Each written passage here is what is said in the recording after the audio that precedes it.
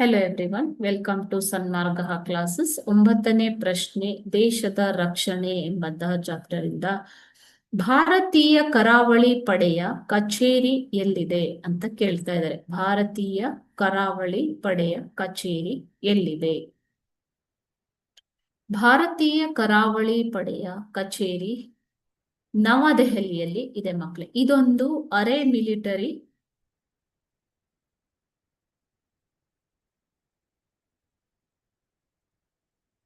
ಭಾರತೀಯ ಕರಾವಳಿ ಪಡೆಯು ಒಂದು ಅರೆ ಮಿಲಿಟರಿ ಪಡೆಯಾಗಿದೆ. ಓಕೆನಾ? ಅಂದ್ರೆ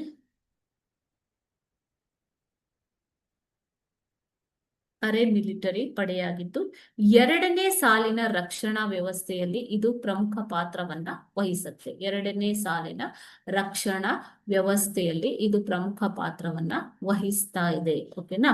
ಸೊ 1978ರಲ್ಲಿ ಇದನ್ನ ಸ್ಥಾಪನೆ ಮಾಡಲಾಗಿದೆ ಅಥವಾ ರಚಿಸಲಾಗಿದೆ. ಇದರ ಕೇಂದ್ರ ಕಚೇರಿ ಬಂದ್ಬಿಟ್ಟು ನವದೆಹಲಿಯಲ್ಲಿ ಇರುವಂತದ್ದು. Okay, thank you.